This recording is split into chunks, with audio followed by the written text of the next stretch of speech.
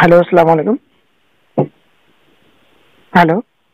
Hello, वालेकुम। वालेकुम सलाम। खैरियत से हैं? अल्हम्दुलिल्लाह।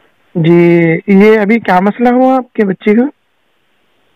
तो कुछ भी नहीं, हो गया काम। नहीं, मसला क्या हुआ था वो पूछ रहा हूँ मैं, क्योंकि पूरी डिटेल मेरे को दूसरी तरफ से आई खबर, इसलिए मैं आपको कॉल करा। मैं क्या मसला है पहले पूछ लेंगे, उसके बाद। वहाँ क्या आया दूसरी जगह से? क्या बोल रहे हैं? दूसरी जगह से क्या आया? दूसरे से मेरे को अलग सुनने में आया बच्ची का मैटर, मैं इसलिए आपसे डायरेक्ट कॉल करके पूछ रहा हूँ मैं आपसे।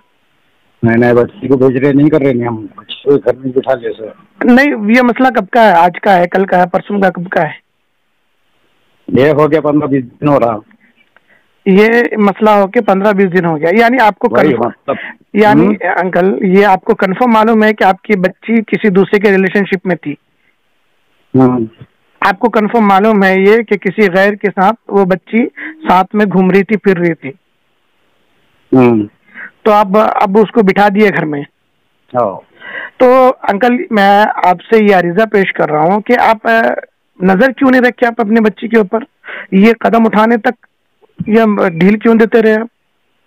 भाई, कोई से माँ बाप को भेजते ना तो नहीं मालूम पड़ता अंकल, क्या गफलत थी अंकल। भाई, तो यही तो बात है, मेरे पास हजारों केसेस आते ही मसले के, मगर सबके ये बात रहती है कि हम नजर नहीं रखते। अंकल, बच्चियों की तरबियत हमारी जिम्मेदारी है ना, हमारे पास भी बेटी है ना, हम भी अपनी तरबियत कर रहे हैं ना उसकी। हाँ, अब वही देगा बाप, मालूम पड़ गया जी। अब ये हो गए हम, तो आपने को नहीं मालूम था अंकल, तो आप पूरा ये कर देगा। तो अब आपको कैसा अब कंफर्म मालूम है कि वो बच्चे अब उनके कांटेक्ट में नहीं है बोल के? अब ये मसले इतने चल रहे हैं हैदराबाद में कि गैर वो हिंदू धीरे रहता, हमारे मुस्लिम बच्चियां उनके साथ फिर रही, घूम रही, फिर रही। ये बताइए कि पहली बात तो इस्लामी तालीम से फिर जाते वो लोग, ऊपर से वो लोग फिर ले लेके जाके फिर न जाने रास्ते में क्या कर देते उनके साथ। ये मसले अब चल रहे हैं बहुत। तो अब क्या कर रहे हैं अपने बच्चे के? पढ़ा रहे, नहीं पढ़ा रहे, उनको छोड़ दिए, क्या कर रहे हैं अपन को? नहीं, बच्ची को कुछ भी नहीं करा रहे। अब घर में रखे, अब 1-2 महीने में शादी है बच्ची की। तो गुड। ये क्या उम्र है बच्ची की, बहन की? है भाई 17-18। ये उम्र में अंकल, ये बताइए, ये उम्र में वो बच्ची जा रही कॉलेज को, स्कूल को जा रही है, तो ये जिम्मेदारी आपकी थी ना, या आपके बच्चे की थी ना, कि अपने बहन को, अपने बेटी को किस तरह से कहाँ ले जाके रखना।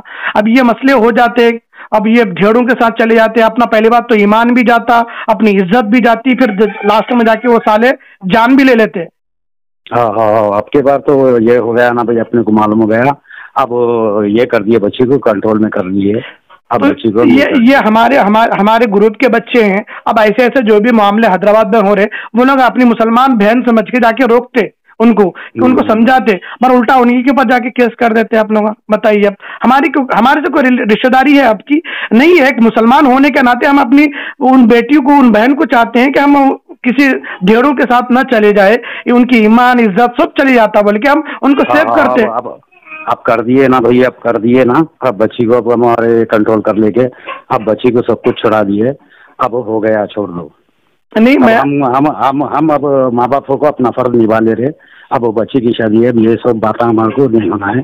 अब बच्ची को हम छोड़ दिए, कर दिए ना, खलास। ठीक, अच्छी बात है, बहुत अच्छा, मुबारक हो आपको।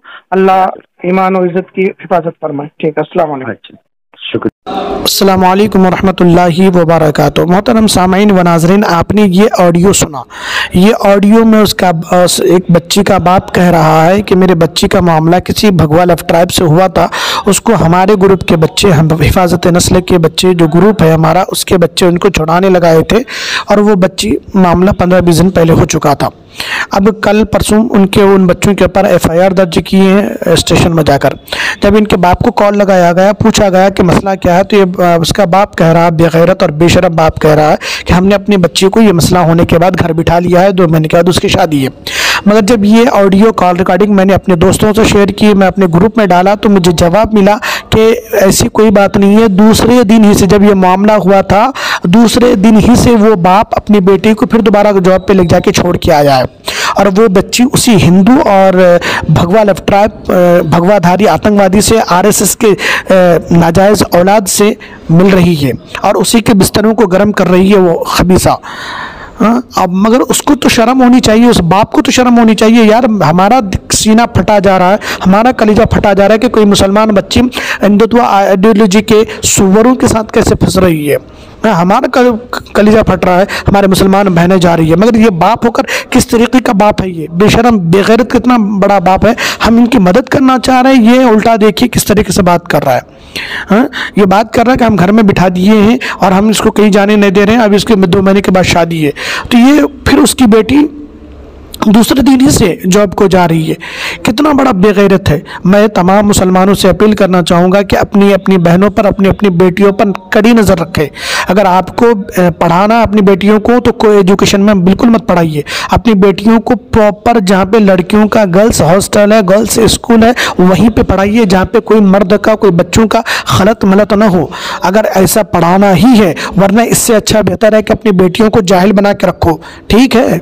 और ये मामला ना गांव में बहुत ज़्यादा होता जा रहा है कि अपने बच्चियों को छोड़ दिया जा रहा है, साइकिल खरीद के दे देते हैं बाप, बस बच्ची जा रही है स्कूल आ रही है, मगर ये आजकल थोड़ा बहुत पैसा आने ना बस सब उतर जाता है, नशा दीन का सब नशा उतर जाता है।